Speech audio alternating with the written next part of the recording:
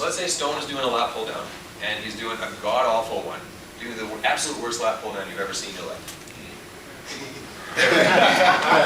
All right, let's say you've actually read a blog or a magazine, you're like, oh, that's a bad thing, I shouldn't do that. Do what your version of a good, bad lat pull down would be. Good, bad, lat. Yeah. Both your stuff. So really rolling back into it, right? So everyone knows that in order to get your lats to work properly, you have to do a light spinal extension. So he's taking it to the extreme. Instead of doing a spinal extension, he's doing a hip extension. Because he's got that Mr. Burns posture. He's an accountant who works 50, 60 hours a week and is stressed out to the max. So for him to do spinal extension, just isn't going to work. So what I want you to do is grab the bar, the imaginary bar up above your head, okay?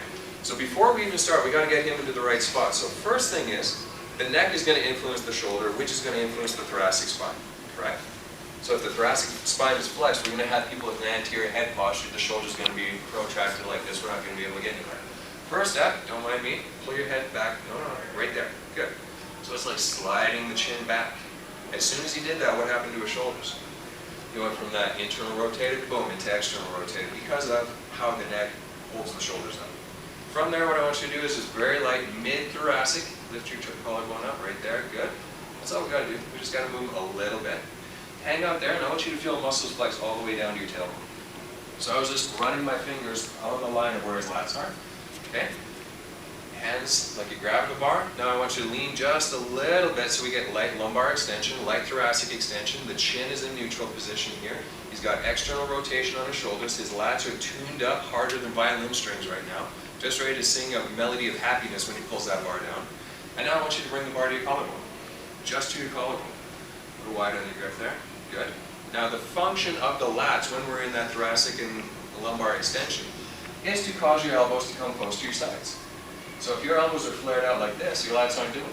So we got to get your elbows tight, and then while you're there, raise your collarbone just a bit right there. Good. Now chin comes back just a bit. Perfect. Now what I want you to do, these muscles down in your lower back, I want you to flex them. I hate that pencil analogy. Squeeze the pencil.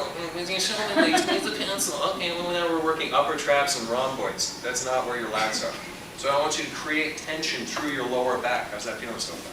You're not even under load. Do you feel like muscles are working? Yeah. Now that you're there, bring your grip in just a little bit, okay? Now I'm going to help him to get deeper into that position by just bringing his elbows closer to your sides. Very light push.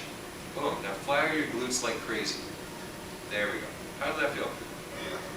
While he did that, his chin went forward just a slight bit as a compensation, so we got to recorrect him.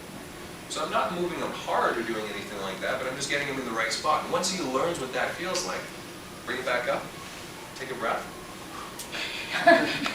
So you just did a 0-pound lat pull down, you guys. Does that make sense?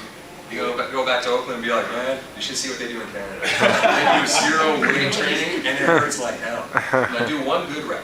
Pretend like you got that bar. Get set. Good. Now go for it. Bring the elbows tight. Glutes. Perfect. So once you get the person to do it once or twice, kinesthetic memory kicks up and they're able to do it on their own. Bam, bam, bam. If they forget about it, very cool. Let's say he's doing it and his chin's forward. I'll pull it back. A 1-second correction. Or I'll tell him, breastbone up. Shoulders down. Perfect, right like that. Once they know what it's supposed to be like, your work is done. Then all you have to do is train them into that state. If he starts getting into a fatigue state and all of a sudden his shoulders start rolling forward while his head is up like this and he starts creating tension through his neck to try to find stability that he's now lost down here because those muscles are fatigued, the exercise is done. It's not going to do him any more benefit. Even if I said, okay, I want you to go to 10 reps, he gets to 5 and he's gassed, okay, stop right there, wrap it up, you're starting to lose technique on this, I don't want you to injure yourself. You make it a benefit. So you know what, you're working really hard. Those first 5 reps, perfect, exactly what I wanted to see. You started breaking technique, I didn't want to see that, let's stop right there, let's get you doing something else. It's not a negative thing to the person. If they're able to say, you know what, I felt that muscle activity like crazy everywhere that I was supposed to feel it, and I feel stronger now. If we were to just keep hammering away, he'd develop a compensation pattern that would be negative, and now all of a sudden I got to try to fix something that I created. I'm my own Frankenstein's monster. Okay, have a seat, thanks.